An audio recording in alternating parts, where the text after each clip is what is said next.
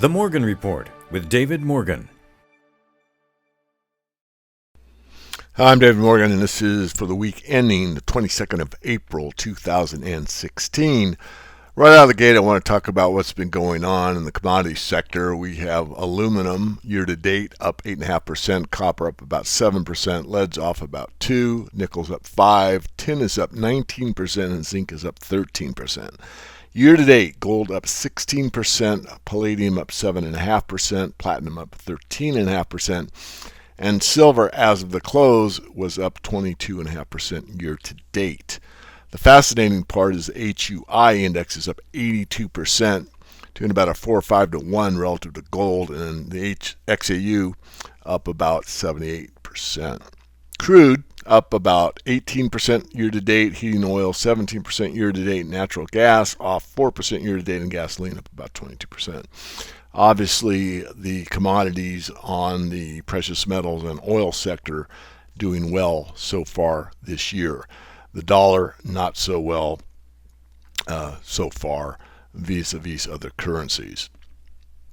I want to talk about what's going on in the world. It's happening at such a rapid pace, it's difficult to keep up with everything, but we give it a try. Just finished publication of the edition of May for our work, and I opened out saying it's one of the most challenging months I can remember, trying to assemble the pieces of a puzzle, the global economic system, as a manner that connects, and in a manner which connects all the dots, is somewhat of a difficult, challenging, in fact, probably one of the most difficult challenges on a monthly basis that I can recall.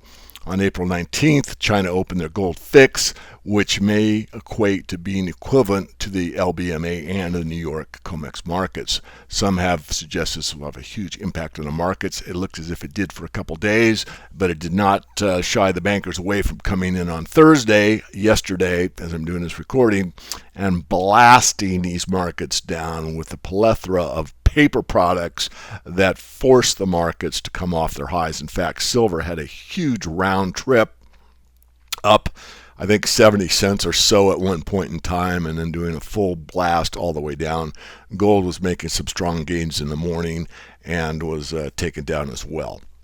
So the revelation from Deutsche Bank stating that they will cooperate with the FinCEN, I believe, to look further into the manipulation or rigging of the precious metals markets, both gold and silver, had some impact. Obviously, could have some further impact. I'm not trying to discount it. What I'm trying to state is that it didn't impact the banking establishment on the bullion / central bank side for coming in and doing what they've done many, many times before.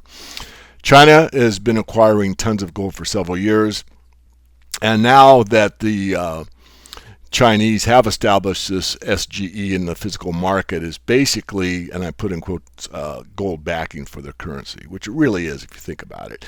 The Chinese take a very long-term market view, and thus I don't think that they're going to go to a gold-backed yuan right away, although I did talk about this over a decade ago based on some information that Michael Rupert had that I picked up on and did my own research based on that, and verified there was a meeting in Southeast Asia more than a decade ago regarding that eventuality.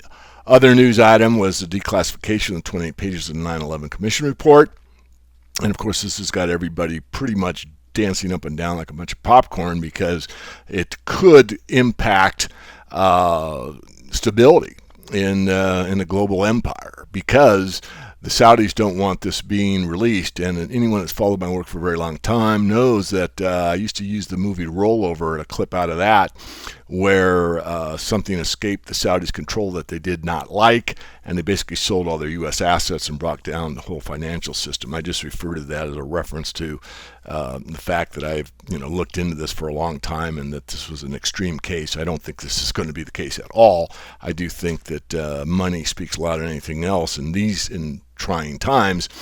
Nonetheless, it's just a thought experiment that things could get out of hand, not that they would. I wrote about that fairly extensively. The bottom line is that the bankers are running scared at this point. Proof was basically yesterday. And speaking of poor judgment, we were vindicated on the Deutsche Bank. And then, of course, there's going to be other litigations that come to the fore. And we already have seen one coming out of Ontario, Canada. And we'll probably see more after that. Pam and Russ Martins reported that the Fed sent a letter to J.P. Morgan suggesting the bank could fail in the event if the bank lost control, and specifically outlined what the case. And I went through that in detail. And what's so interesting is it said in the lead article that the bankers basically yawned or ignored this warning. Not something to ignore based, of course, on what happened in 2007, 2008, and the banks are more highly leveraged at this point than they have ever been. Deutsche Bank being a prime example.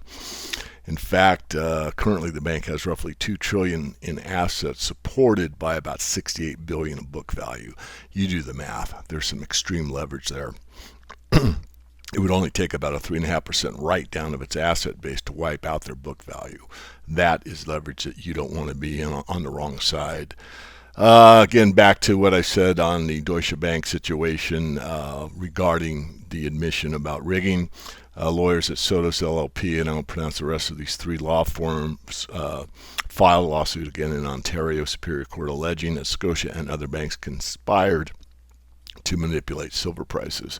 So that's an outline of the metals, the currency markets, basically, and I talked about that. The dollar is going to weaken here.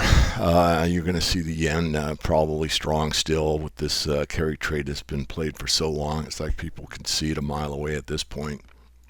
And the powers that be are certainly going to continue in their game until they actually stop, which means that you're going to see the gold move from west to east into stronger hands, meaning India, Russia, China, the three main players in the BRICS. You're going to see more currency fluctuations and currency wars. You're going to see more trouble in the Middle East, and you're going to have to stay on your toes. A lot is happening, and it seems to be accelerating. So that is my update for the week. I will be back with you hopefully in a week's time.